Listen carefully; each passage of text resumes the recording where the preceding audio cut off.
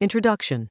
Volume 22 begins after the painful Millie's incident. Rudius returns to Sharia with proof that Geese is now his enemy and that Hitagami is gathering dangerous fighters for a direct battle. The peaceful family home now feels like a command center. Rudius must protect his wives, children, sisters, and allies while also preparing for a war that could come from any direction. His first priority is reporting everything to Orsted. The enemy is no longer acting through quiet manipulation alone. Geese is actively recruiting warriors who can challenge Rudius and Orsted head-on. The volume therefore changes the mood from family drama to alliance building. Rudius needs strong allies, political backing, and reliable fighters before Hitagami's side becomes too powerful. Volume 22 is called part of the organization arc because it is about building a network, the Rude Mercenary Company, royal contacts, demon allies, and the first steps toward a larger anti-Hitagami force. Event 1. Rudius meets Orsted and gives a full report. He explains what happened in Millie's, how Geese escaped, and why Geese's declaration of war cannot be ignored. Rudius proposes a counterplan. If Geese is gathering powerful people for Hitagami,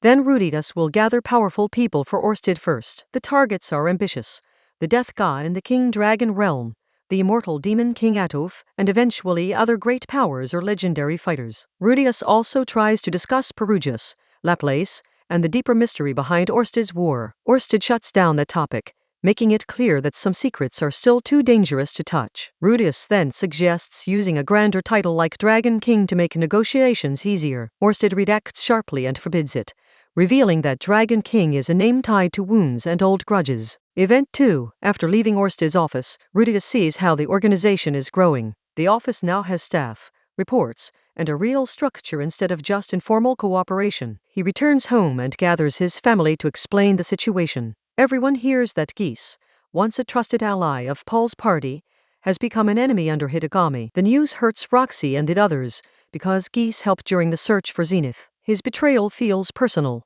not just strategic. Rudius also explains that he must leave again to gather allies. His wives understand the danger, but the repeated travel and conflict weigh on the household. Sanoba decides to accompany him to the King Dragon realm. He is worried about Pax Jr. and wants to see the political situation there with his own eyes. Event 3. Rudius and Sanoba head toward the King Dragon realm, a country full of complicated politics, military pride, and old connections to powerful fighters. Their first major objective is Randolph, the Death God. Rudius wants to recruit him before Geese can use the country's instability against them. Randolph, however, is not simply a battlefield monster. He is tired, politically trapped, and carrying the burden of his position in the kingdom. Rudius begins to realize that recruiting a great power is not just about asking nicely. Every strong person has obligations, fears, and ties that make negotiation difficult. The King Dragon realm becomes the first test of Rudius's new role, not only a magician or family man, but a diplomat for Orsted. Event 4. To improve his negotiating position, Rudius travels to Asura and seeks Ariel's backing. He needs royal authority to make his requests carry more weight. Doga blocks his way at first, creating a comic but tense moment, because even being Rudius is not enough without proper proof. Ariel eventually receives him. Rudius explains that her political movements are making negotiation in the King Dragon realm more difficult. Ariel quickly understands the bigger picture and agrees to ease the pressure. Their relationship now works like a political alliance, not just old university friendship. Rudius also sees Ghislaine and other Asuran figures, reminding him that every country he touches has its own web of loyalties and dangerous people. Event 5. Back in the King Dragon realm, Rudius and Zenoba investigate the country's politics more deeply. They hear about unrest, outside religious influence, and tension with neighboring regions. They try to meet General Shagger, an old friend of Randolph, but the general is busy training soldiers and does not immediately grant them an audience. Instead, they meet via Von Dragon, a noble who understands the balance between Asura, the King Dragon realm, and the wider central continent. The conversation shows that this country is not a simple ally waiting to be recruited. It is a chessboard of royal bloodlines, military factions, and international pressure. Rudius decides to set up a base of operations, because solving the problem will require patience rather than one dramatic meeting. Event 6. The meeting with the King Dragon realm's leadership forces Rudius to be careful. He cannot simply reveal all of Orsted's secrets, but he must still convince powerful people to cooperate. Randolph's situation becomes clearer. He is bound by duty and reputation, and his title as Death God makes every decision heavy. Rudius must avoid appearing like a foreign agent who has come to steal the kingdom's strongest asset. One wrong move could turn the entire court against him. Zanoba's presence helps because he understands royal pressure and political duty. He sees Randolph not only as a fighter, but as a man trapped by expectations. By the end of the King Dragon Realms section, Rudius has learned that every potential ally comes with a price, a history, and a political battlefield attached. Event 7. The story then shifts to a quieter interlude called Blue and Red, focusing on Roxy and Eris at home. Eris tries to cook for herself and fails badly, filling the kitchen with smoke and chaos. Roxy steps in calmly and cleans up the disaster with magic. Instead of mocking Eris, Roxy helps her. The scene is funny, but it also shows how the two wives are slowly becoming more comfortable with each other. Eris asks Roxy to teach her the demon language, because she wants to understand what will happen when they travel to the demon continent. Roxy accepts, and their bond grows. The blue-haired teacher and the red-haired swordswoman become more like teammates rather than simply two women connected through Rudius. Event 8.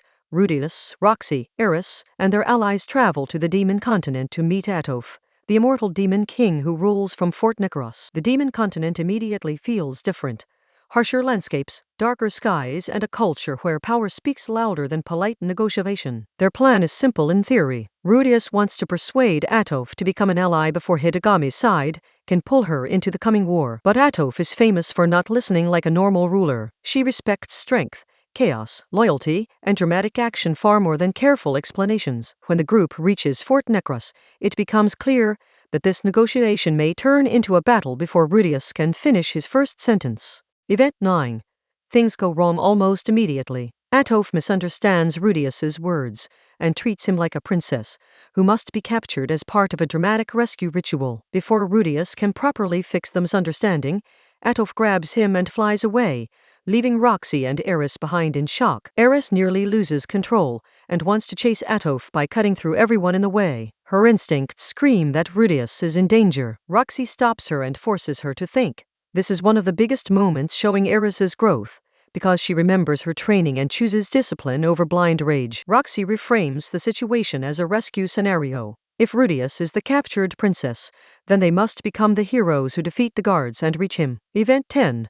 Atof's ultimate four appear as the gatekeepers of the rescue. Each one is at least North King level, meaning this is not a simple obstacle course. Eris fights the first opponent with overwhelming sword pressure, proving how far she has come since the Sword Sanctum. The next enemy has a strange body that ordinary sword attacks cannot easily finish. Roxy and Eris combine magic and swordsmanship to overcome it.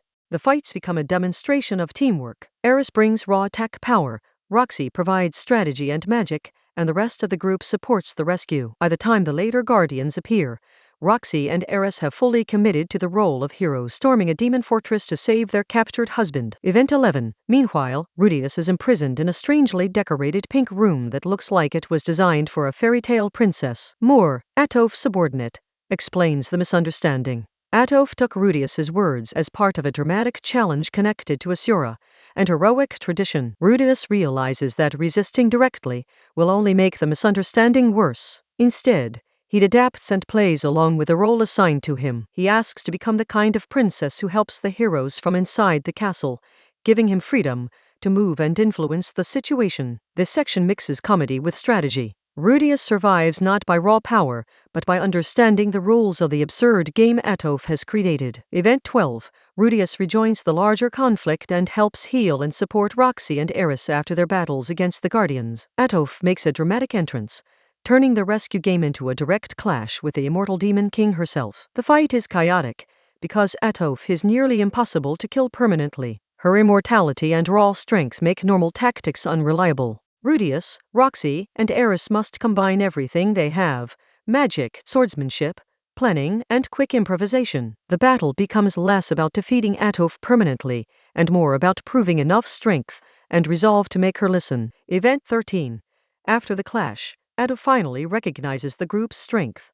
Negotiation becomes possible only after the battle has satisfied her warrior instincts. Rudius manages to turn the disaster into a success. Atof's chaotic nature remains dangerous, but she becomes connected to Orsted's side rather than Hidegami's. The chapter called Number 4 marks a new step in Rudius's alliance-building effort. One more powerful piece has been placed on the board against Geese. Rudius also sees again that every ally is different. Some need politics, some need trust, and some need to be fought before they will even listen. The mission proves that Rudius's organization can operate across countries, cultures, and even demon territories, but it also proves how risky every recruitment attempt will be. Event 14. The extra chapter follows Geese again as he continues gathering allies for Hitagami. In the Bigaret region, Geese travels through dangerous desert territory. With the help of Hitagami's guidance and his own survival experience, he searches for a young man with long black hair, someone praised by locals as a hero after easily defeating a colossal monster. Geese understands that the young man wants a legendary purpose. He uses that desire to tempt him with the idea of defeating the supposedly evil Supered race and the dragon god Orsted. The young man agrees to join, meaning Hitagami's side has gained another dangerous piece. Rudius's success with Atof is balanced by Geese's progress elsewhere. Conclusion. Volume 22 is the point where the conflict becomes an open race to recruit power. Rudius is no longer only reacting to Hitagami, he is actively building a coalition for Orsted. The King Dragon realm teaches him that politics can be as hard as battle. Powerful allies have duties, fears, and national interests that cannot be ignored. The demon continent teaches him a different lesson. Some allies can only be reached through strength, chaos, and surviving their strange rules. Roxy and Eris also shine in this volume. Their teamwork, trust, and emotional growth show that Rudius's family is becoming part of his strength rather than something separate from the war. By the end, Rudius has gained ground, but Geese is also moving. The board is filling with monsters, heroes, kings, and gods, setting the story on the road toward the final battles.